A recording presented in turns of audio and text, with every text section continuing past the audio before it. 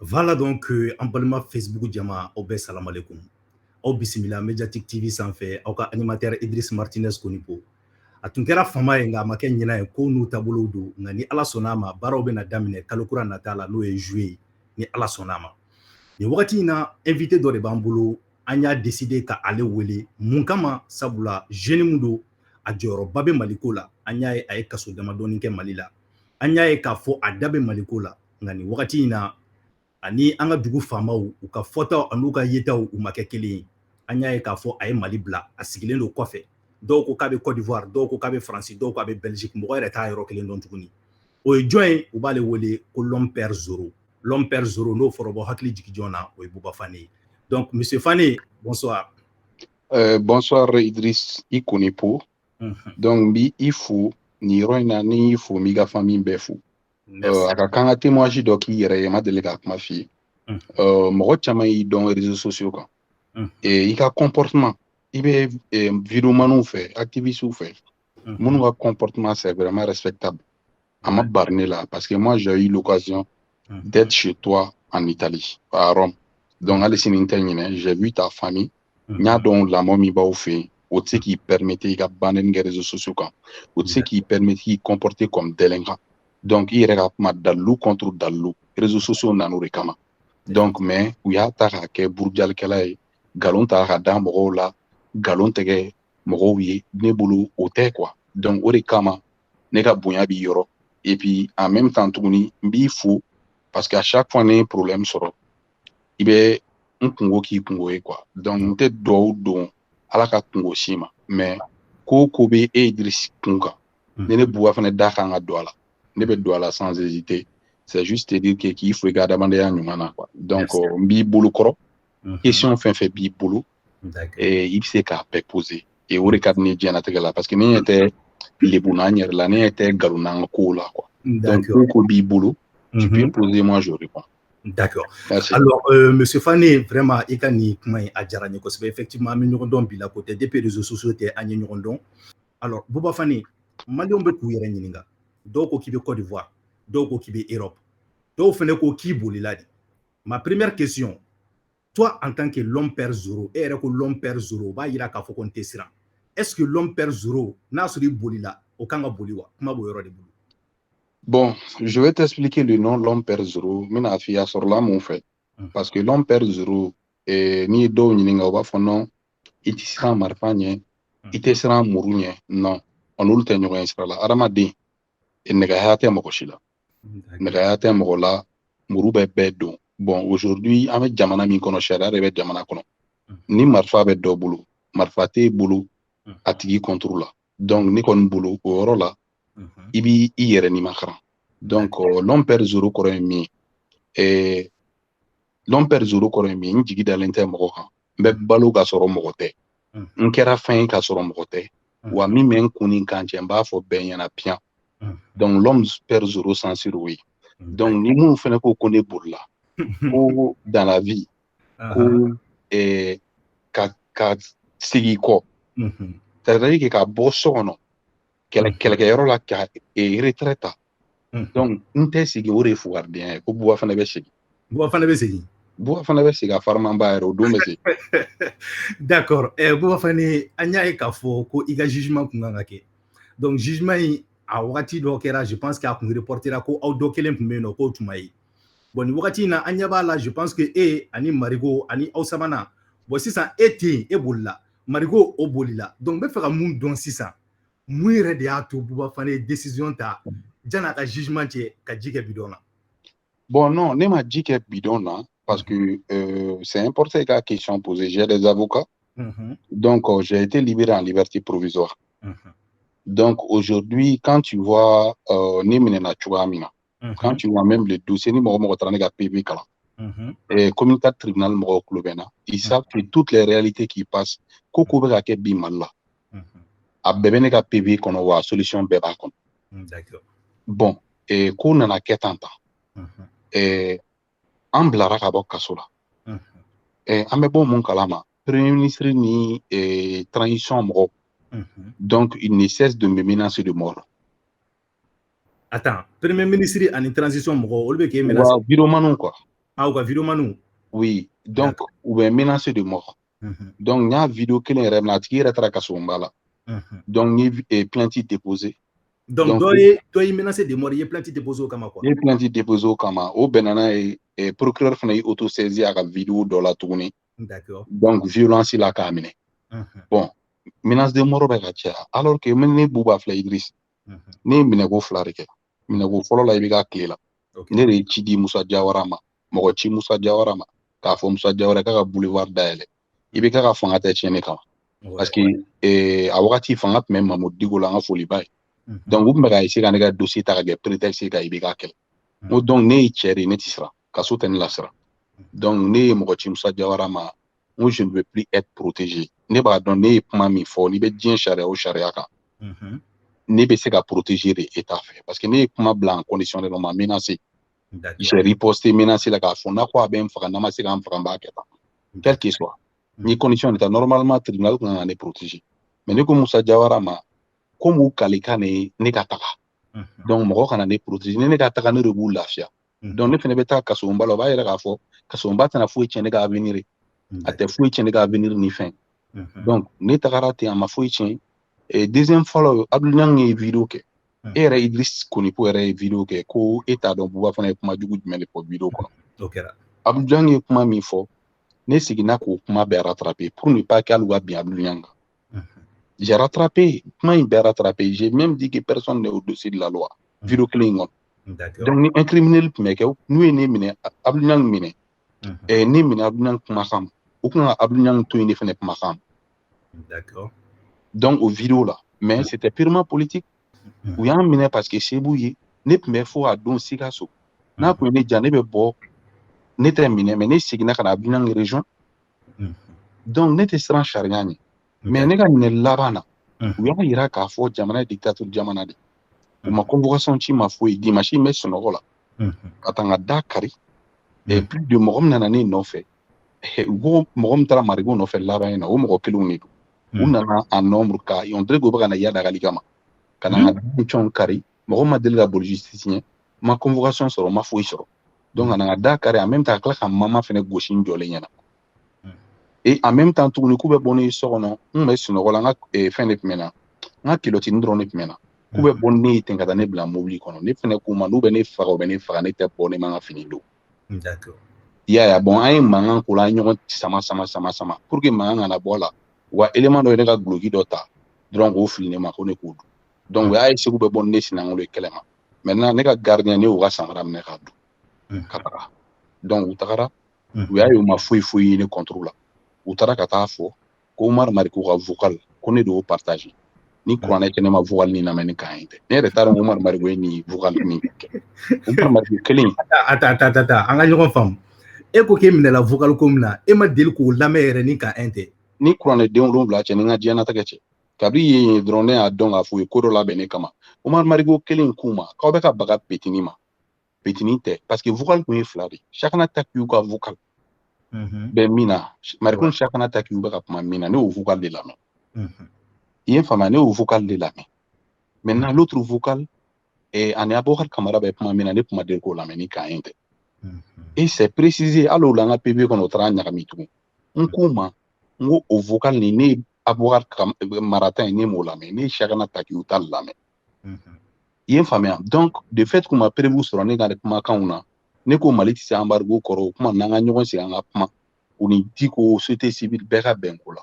i y'a ye de fait que Mamadou Diko tɔgɔ b'a la dɔrɔn il pense que non Diko de kelen don ka wari di ne ma olu bɛ ɲinɛ min kɔ ne taara kaso la Diko kama donc ne ta tɛ mɔgɔ ko ne ta ye Mali ko de ni tiɲɛ bɛ mɔgɔ min ka yɔrɔ la ne b'a fɔ piyan Mali bɛɛ b'a dɔn ni mɔgɔ ye Diko sɛgɛn ne don Diko yɛrɛ da b'a fɔ mɔgɔw ɲɛna ne fana filɛ nin y'a kunkolo man ɲi mɔgɔw ye wari proposer a ye wagabiya milliardaire jumɛn joli bɛ Mali la wagabiya joli de bɛ milliard b'u bolo ne dɔnbagaw don Abdou Niang peut témoin wari proposer ne par mois ko ka transition dɛmɛ ka Diko to yen par mois Abdou Niang bɛ yen nɔ a ka ɲininkali kɛ a fɛnɛ tun sigilen don a don waritigi min y'a kɛ a b'a tigi dɔn ne dɔnbaga ne yɛrɛ de Abdou Niang wele k'a ka na an ka kuma i ye n faamuya an tɛ se ka tɔgɔ foyi sɔrɔ non an kana tɔgɔ fɔ to an ka baw kunna donc i m'a faamuya parce que colonel dɔ muso frère o de passera ne o tigi ko non ko kana passer ne fɛ k'ale teri ye ne ye ka ban k'u bɛ ne wele ale bɛ kuma ne fɛ donc a ye kuma na ne fɛ ko ne ka Abdou yɛrɛ wele ka na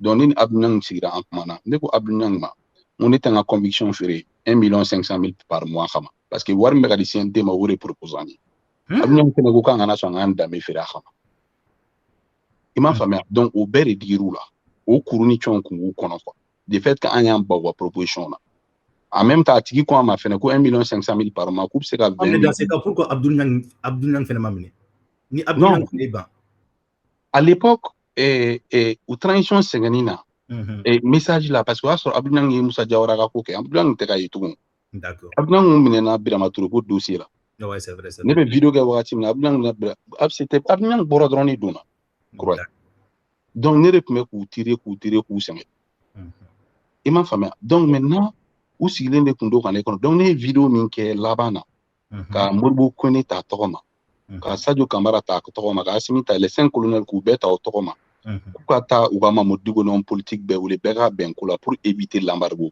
ko parce que embargo min bɛna kɛ a bɛna jamana ta fight la et puis u tɛ se k'a supporter n'u ɲɛ tugu k'a taga a bɛ kɛ temps perdu je l'ai dit dans ma vidéo donc o vidéo in de digir'u la donc u taara o de kɔfɛ ka ni attaquer tan donc jamana min kɔnɔ violation à domicile bɛ kɛ jamana min kɔnɔ tan donc menace de mort bɛ kɛ jamana kɔnɔ donc ne fana y'a fɔ n ka avocat ɲɛna u ka commune 4 tribunal saisi moi ma personne n'est pas en sécurité au Mali parce que je suis un citoyen malien Mali problème ye n ka problème ye ni ko dɔ bɛ ka kɛ n'a tɛ ka ɲa ne b'a fɔ bonya ni karama kɔnɔ ni o ko bɛ ka kɛ menace de mort ko ye ma sécurité n'est pas garantie mais n ka avocat fo ani avocat tɔ bɛɛ Lala Gakou, Tanti Maître Mariam Nounouni, Maître Kassoum Tapo Nounou, Maître Mamadou Ismaël Konaté Nounou, tous les ministres, anciens ministres de la justice, nous sommes en défense folie ba avocat B. Donc on Modibo Sila nous B. Donc maintenant, moi j'ai vraiment parlé de ça. Avocat Niana. Donc maintenant, on a un avocat fait dans le tribunal là. Au moins, la sécurité n'est pas garantie au Mali.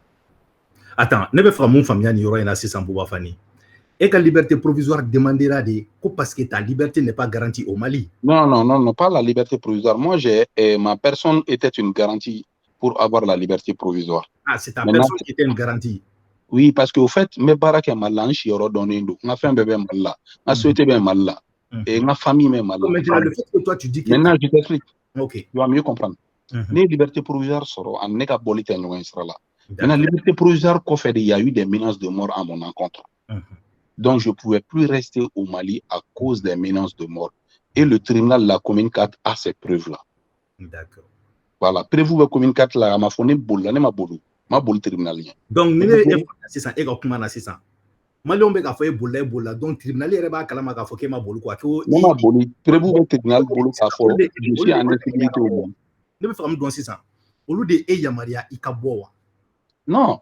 Et liberté provisoire m'a dit ma fonné qu'on était bon mal territoire qu'on m'a fonné.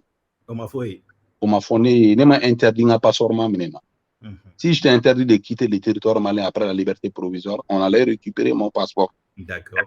Donc, cher Raben, dans ce cas, comme il y a un jugement qu'on a fait, pourquoi il m'a dit jugement? Non, on peut la finir, c'est un jugement là. Il y a même un jugement qui va y avoir balolage. Ou bien donc ne ba donc la sécurité garantie c'est mon plein droit pour vous be tribunal la vidéo boubou la fin be boubou et donc ne retira plainte donc la vidéo de ma prévu là ka fouiller ou ba menacer de mort donc mo mi ika sécurité garantie l'inta ya mi ñogon tribunal takalate o ya yere be balolare. D'accord. Bouba on be faire mun don c'est ça. Pourquoi Bouba Fane s'en prend à notre transition? Ni ya jatemine malien fan ba be une transition ino fait. Bekoku nana ko kana Mali libéré o te kɔnɔdimi o ye ɲɛdimi de bɛɛ ko k'u ka baara taabolo ka ɲi k'u ye Mali ka yɛrɛma hɔrɔnya segin a ma ko nin wagati in na ko Mali kun kɔrɔtanen don malien bɛɛ nimisi wasalen don. Qu'est-ce que Bouba Fane reproche à cette transition? Idriss, pour que il a comment faut son dit là Mali bɛɛ tun tɛ amaruya sanogo quoi a labanna cogo Bouba Fane de ma bɔ Mali bɛɛ diɲɛ bɛɛ ɲɛna mɔgɔ fɔlɔ a y'a ta tɔgɔ ma réseaux sociaux sanfɛ c'est Bouba Fane.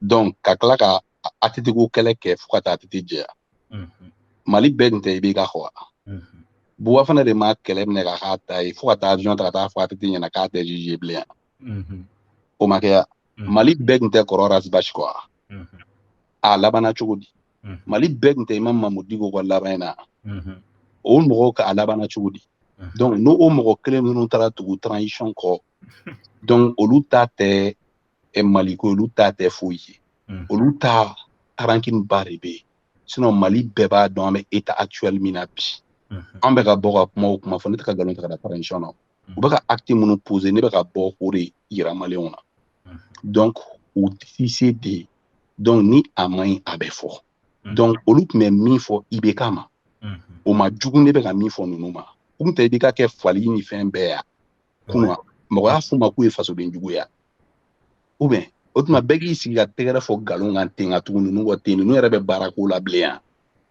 Mais dans ce cas, Bouba, ce que moi j'arrive pas à comprendre, Jamaban bɛ ka bɔ ka taa boulevard la kuma bɛɛ ka taa yira ko vraiment ko ils sont contents ne ko o jama ninnu olu tɛ effet kɛ aw la aw bolo olu tɛ maliyɛnw ya.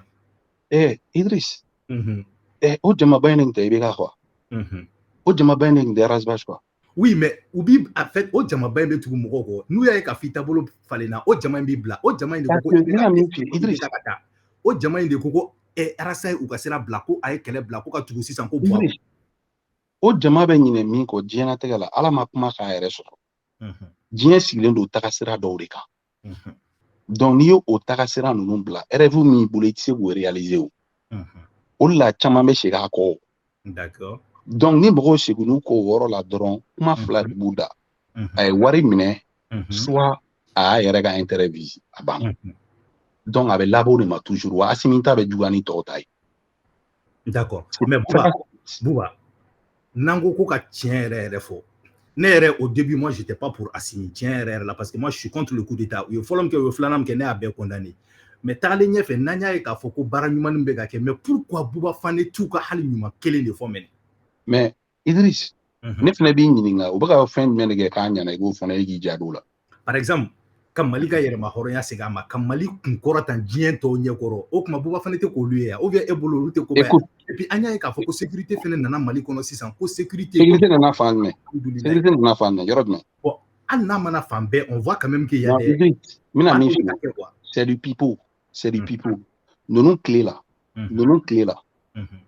u nana sɔrɔ ekɔliso hakɛ min kun datugura dɔ farala o kan u nana sɔrɔ crise tun bɛ dugu min na dɔ farala o dugu cɛya kan u nana sɔrɔ kan damadɔ bɛ histoire kɔnɔ Mali la olu ma deli ka attaquer olu bɛ attaquer u tile la u yɛrɛ hélicoptère san fo combien de milliards ka taa ba fo kan attaquer.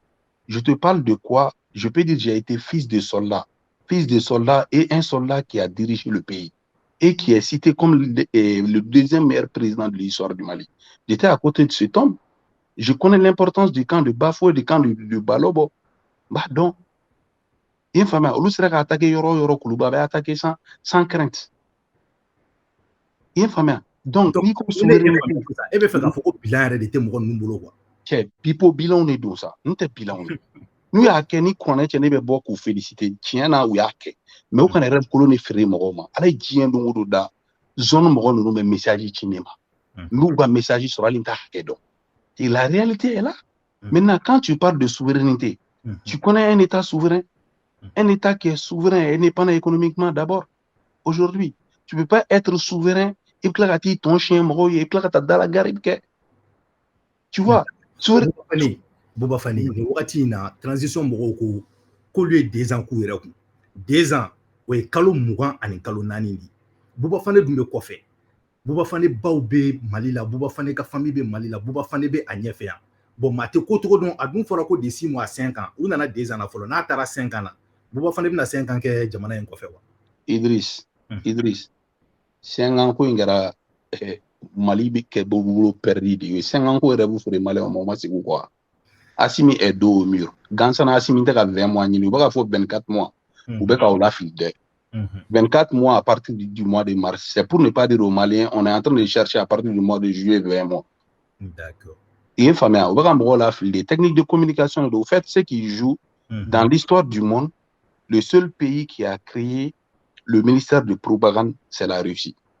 Moi-même je suis champion en propagande donc Choguel est Russie kalan kɛ Russie la Donc Choguel ni nous beka Sadio fene résilake.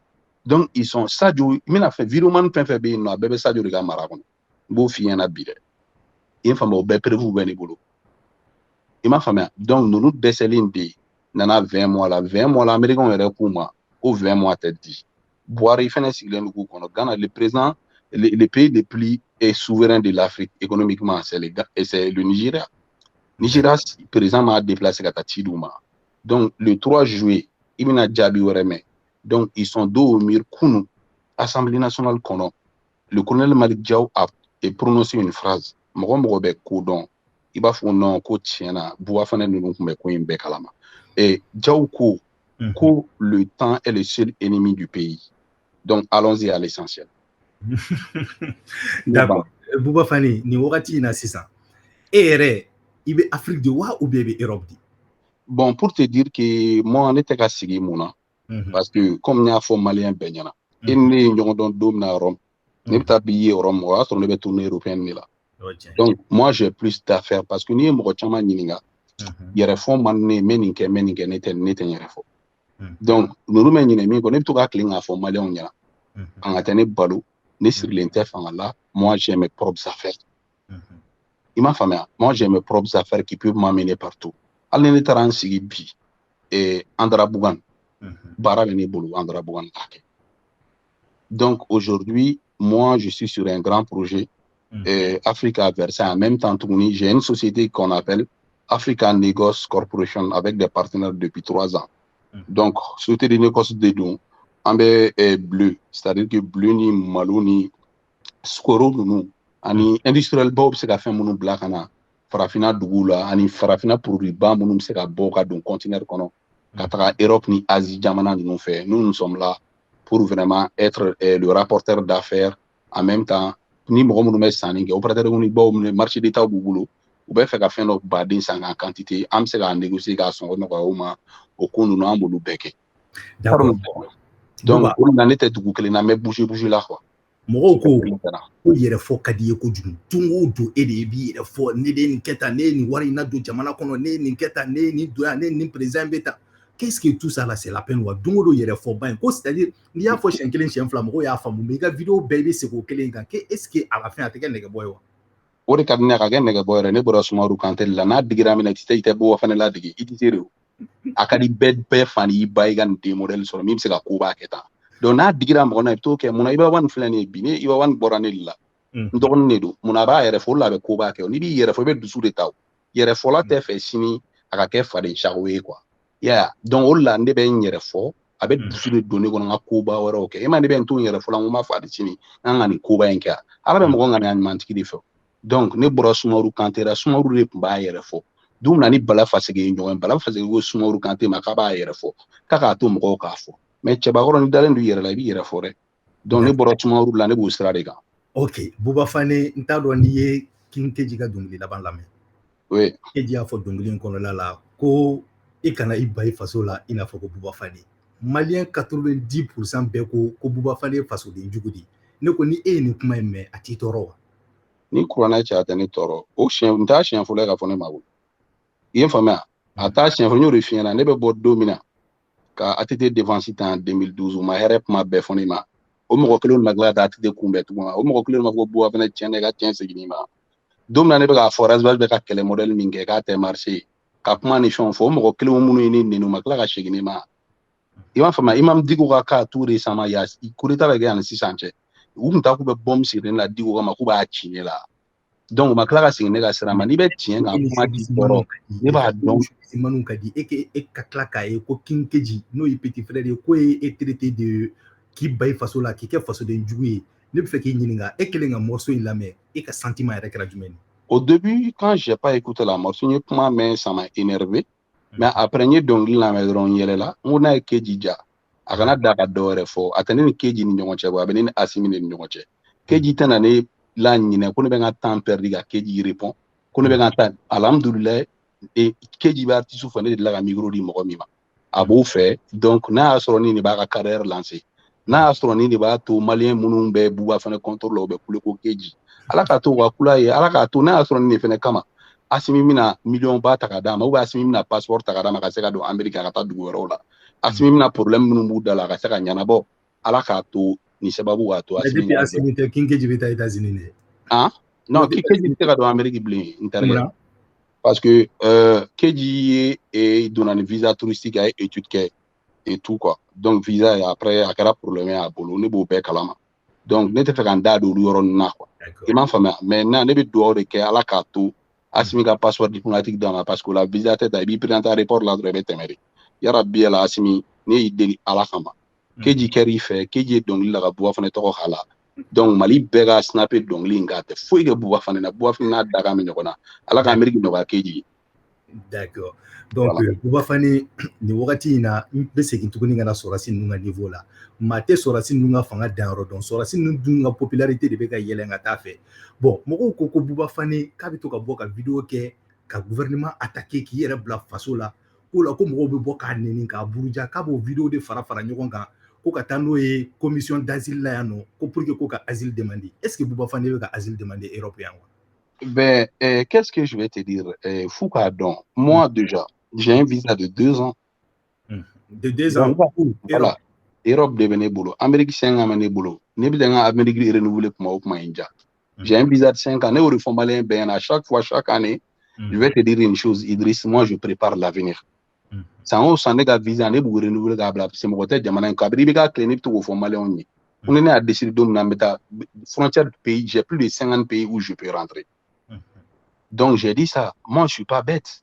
Aujourd'hui, alhamdoulilah, Idriss, ni Mohamed généralement, ni Basoro, et c'est des grands opérateurs économiques, et c'est des stars, c'est des stars qui jouent dans les grands clubs Europe, c'est des fiertés africaines, nous réussir à coiffer.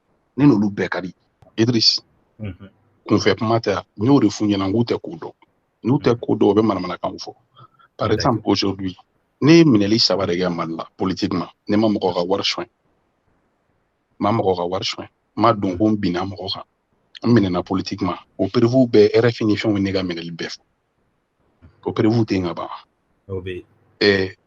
menace de mort min kɛra ne contour la o prévu tɛ nga ban ne Umar Mariko ka minɛli laban o prévu tɛ nga ban donc olu bɛ ne bɛ prévu jumɛn ɲini tugun ni papier nɛgɛ bɛ na. Non, c'est vrai. D'accord, Bouba, on a fait k'a fɔ ko i bɛ ka kun kelen don ka passeport diplomatique d'i ma. Est-ce que o kuma in ye tiɲɛ ye wa? Idriss, ne ni kuranɛ cɛ. Ne ma deli ka passeport diplomatique sɔrɔ an ka diɲɛnatigɛ la. Ne y'o de f'u bɛɛ ɲɛna. O la mɔgɔw b'a fɔ Bouba fana a bɛ baara jumɛn ni fɛn kɛ. N y'o de fɔ. Depuis ne fitini 2002, Mali bɛɛ b'o dɔn. Moi, j'ai été millionnaire. Ni denmisɛnnin teri bɛɛ b'o dɔn. O la wari tɛ ne lasira. Kelen. Et ne ka souhaité bɛ n bolo Mali la. Moi, j'étais, au fait, en 2002 jusqu'à 2008, je n'avais pas de société. Je n'ai souhaité bien boulot depuis 2008. Ça existe. Compte bancaire, mais impôt, ça ramba avec. Activité ou bêta. Donc, je n'ai pas de ces visas-là. Il y a un avion. Il y a un avion. Donc, moi, je n'ai pas de passeport diplomatique sur mon candidat. Ou bien, je suis un peu trop beau, je suis un peu trop Dugaro banana fontan ndugo haydara le fi. D'accord. Donc Bouba Fane ni wagati na anye minute 30 ɲɔgɔnna sɔrɔ kuma kɔnɔla la. N bɛ fɛ k'a dɔn sisan supposons par exemple et que transition in taara fɔ 5 ans na sisan Bouba Fane ko yɛrɛ bɛna kɛ cogo di Mali ko la? Idriss. Ne mɛna n yɛrɛ kan ka sɔrɔ ma bɔ yɛrɛ. Alhamdoulilah, moi ma société de négoce me rapporte beaucoup d'argent maintenant. I ye faamuya alhamdoulilah Bouba fana bɛ Mali la i bɛ opérateur économique ba fɛn fɛn ta u b'a fɔ hɔrɔnmɔgɔ don a t'i janfa dɔn a t'i namara dɔn donc alhamdoulilah ne ka société négoce bɛ ka taa ɲɛ donc ne bɛ san mun yɛrɛ kɛ ne tɛ don Mali la tɛ foyi tiɲɛni ne bɛ n sigilen to ka n ka baara kɔnɔ ka coupe da denmisɛnninw ye ka mɔgɔw ka fɛnw financer a banna ne bɛ jamana fɛ ni banni kɛra ne bɛ don. Bon, n bɛ fɛ ka mun ɲininkali k'i la sisan le fait que an ye Bouba Fane yɛrɛ ka parent dɔw ye minnu bɔra k'i ka politique ko in man d'olu ye k'i sen bɔ a la hali sisan mɔgɔw tun bɛ ka segin n'o vidéo kɔrɔ in ye déjà k'i ko k'i ye opérateur économique ye et k'i bɛ business kɛ est-ce que Bouba Fane se sent obligé de s'ingérer dans la politique. Il est est-ce que Diagwa doit ou bien ambition politique de Bigon? Moi, je me reconnais à Soumaoro Kanté, j'ai plein d'idoles dans la vie. Ahmed Bagayoko était un homme de showbiz. Ahmed Kassoke, Alassane Dramane Ouattara Kamaya Doy. Quand tu parles du monde du football, je te dirais que Silvio Berlusconi, l'ex-président du Milan AC, c'était un grand homme d'affaires. Il était un grand dirigeant du football. Il a fait la politique. Quand tu prends même le milieu du football, Georges Weah était un joueur de football. Il a fait la politique. Moïse Katumbi, le président du tout-puissant Mazembe, a été obligé de quitter le Congo à cause de la politique. Donc, quand tu prends Olula, donc moi je pense que chacun a son rêve, les parents bébo donné là. En 2000, j'ai eu mon bac. Ngo metaka fo kalana États-Unis. Mes parents ont kontita. Kone tchen yera barake. Met don yera Amérique. Nku mango nyame ay wasolonga ode sininga ne ba on fait. Sininga ode ba on fait. Donc 2002 ni 2 ans entita école là. Ni nga war ni nam na nyera yi à partir de 2002 ni nga million soro nyera yi. Ma pressé gata Amérique tout. Je me suis dit que mes économies chaman ke ne ko rameta Amérique. Mais mata do Amérique ma se fou malin jolbe Amérique nous betungala nous de la casse Miami nous de la casse Las Vegas nous de la casse Amérique dugu jolla ni ya dugu be yala kuma be ali moyen ngono nganta mo wore mi ta dugu be yala donc parce que ni barake yemi ni ala fe iba barake ala bala tege yo donc ne o mo de quoi donc on la ne parents be ba don chien ngono mo tse ka sira iranna ki beni jago ko ne ka to fe quoi ne te demseni quoi ne be tanga ere buri no fe ne me sanga ere bula me sa no fe aba. D'accord. Je suis le seul responsable. Maintenant, il labam qui l'a 600. Oui, Malien ou Reka Kumaï. Koni tise ka faso deme ka bo dingue kono ki kana na faso to churu. Alors maintenant il ngalem ke Bouba Fane là. Est-ce que Bouba Fane se sent obligé ka bo tout le temps ka transition attaquer? Est-ce que le fait qu'il bora Mali kono ni daire bo Mali ko la chenkele est-ce que ti lafiya wakati meni bega? Ko Mali ko la yara ma kuma bango Mali ko la ne bora. Aka nyare ne bora. Kone kuma do refu yu bo ma utaka se kure ma sisa. Doni be ko yisigi kulaje. Nem hafu nyana de kuwa Mali on fara nywa benko la. Wa dati nyuma do di kona ku buru fanga chama se sanction kro. Sanction mana usera kro ku ya blore kama. Tienta. O ma blore kama. Donc ante kanda voilà, c'est comme il dit qui bi din to avec kokolo sera kan ki ba to ko parce que ka kadiya ni to reke. Donc ni en kuma asimi godo ka a pression monter à table. Donc alhamdoulilah bi à Toronto la kaba. Où était les nyons kala nyon lebu la kaba. Donc ma bana quoi. Je vais faire quoi si ça ko transition en ka tabulu mai. Tabulu na tabulu kun kan no na tabulu kun kan asim mesi ka quoi. Na tabulu kun kan le nerf de la guerre c'est l'argent. Il y a assigné ka fuka itire wa ka au début ka ko ka tu wa mala parce que malon ko jamana don ba le rife. Mais ay bi jamana don dala kan ka yelama Congo be mo la mo ka affaire be ka tien baro be ka tien. On continuera tant. Wari yere te Mali kesi la l'économie est en faillite au Mali. Donc o la assigné ma siga ko gansa no. Kuma mi fora gabri ko damne ka tisi. Ka o jim fene ma fa ya ka tisi kan tisi. O de ma jo ala bia. O la ka assigné ni se kuma ya te sigu. A Islam ta ka be continuer. Interview d'amener la Bouba Fane ko ale be segi Mali kono. Alors, me fait ga don.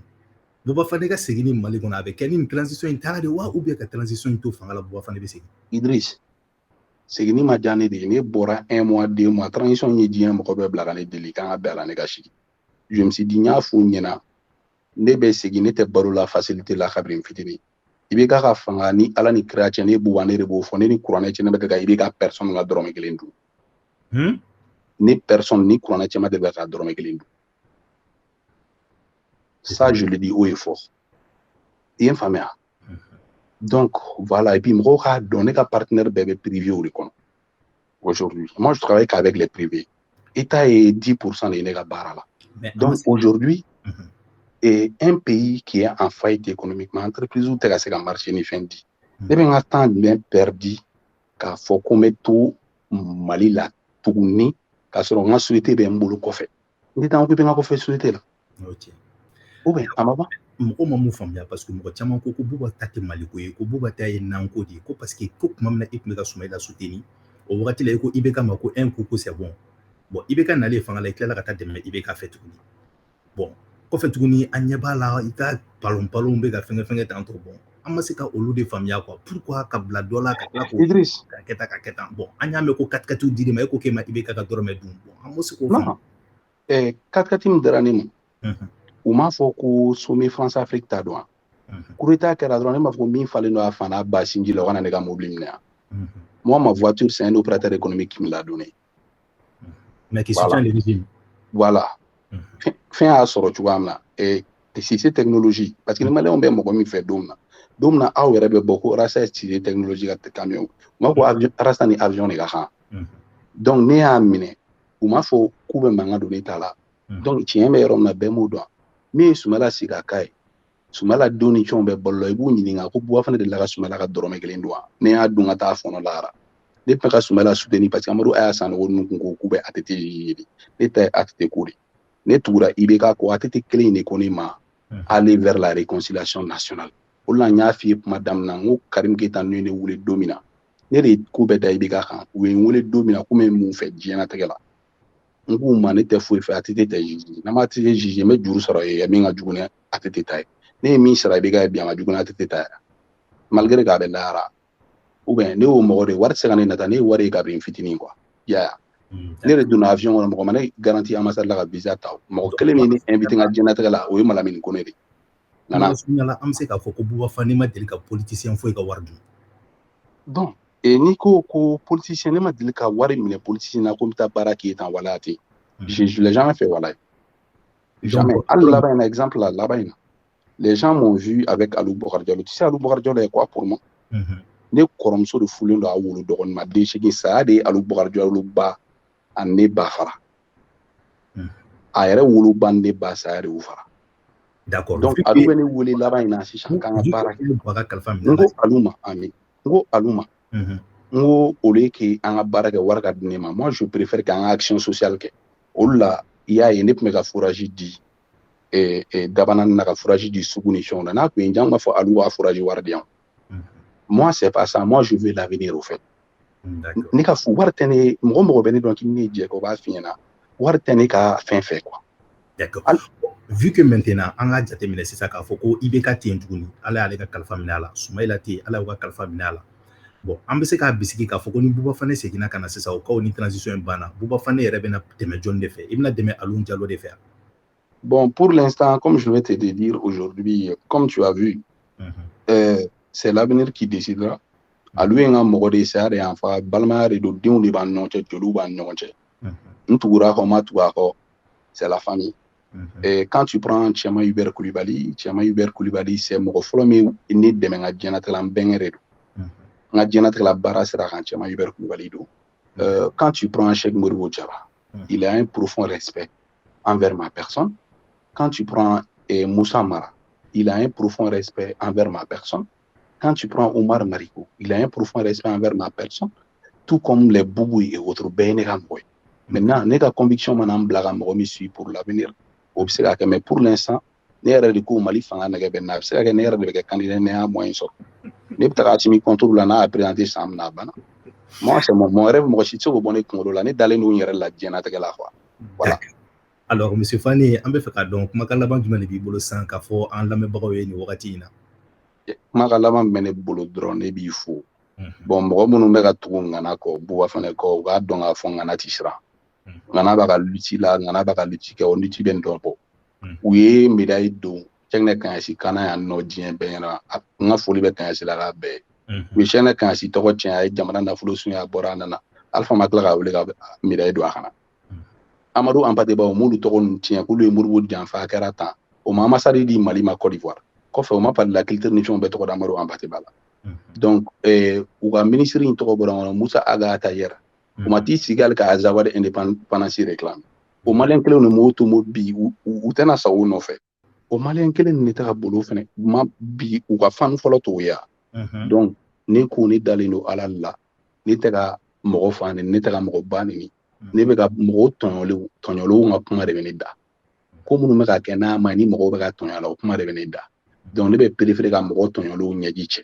o ye ne ka baara ye bi minnu ko i bɛ ka tile mun na i ma nin kɛ awɔ i bɛ ka tile o kun y'an ka fanga ye donc o y'an ka fanga ye mɔgɔ man tɛ ka ye fanga bɛɛ la ne de ko ne tɛ ninnu ka fanga fɛ n'u ka fanga a fɛn si ne t'a fɛ a banna donc mɔgɔninfin kana ye fanga bɛɛ la a ma ɲi yɛrɛ ma quoi donc ni wari ko de tun don bi donc ne tun bɛ wari minɛ tuguni k'an da de yɛrɛ dɔrɔn hali tɛ transition tɔgɔ yɛrɛ fɔ ka continue ka wari bɛ n bolo ne de ko ne bɛ ka destin suit ne tɛ Asimi contre la foyi u bɛ ka gestion min kɛ n'a ma ɲi ne b'o de fɔ a banna donc n'o de ye maliden juguya ye kunun olu tun ye kunun maliden jugu ye donc n'o de ye maliden jugu olu tun y'o ye a banna Idriss n ka foli bɛ lamɛnbaga bɛɛ ye Buba fana tɛ siran l'homme au dos large ni min ye min diya i b'o fɔ ne b'a dɔn ko bɛɛ bɛ laban Ala ta de ma parce que kiraba in sɛgɛnna dɛ kuma bɛɛ fɔra a ma mais après il a été l'homme le plus populaire donc ne bɛ silamɛya kɔrɔ dɔn ka ban donc ne bɛ o sira tagama a banna.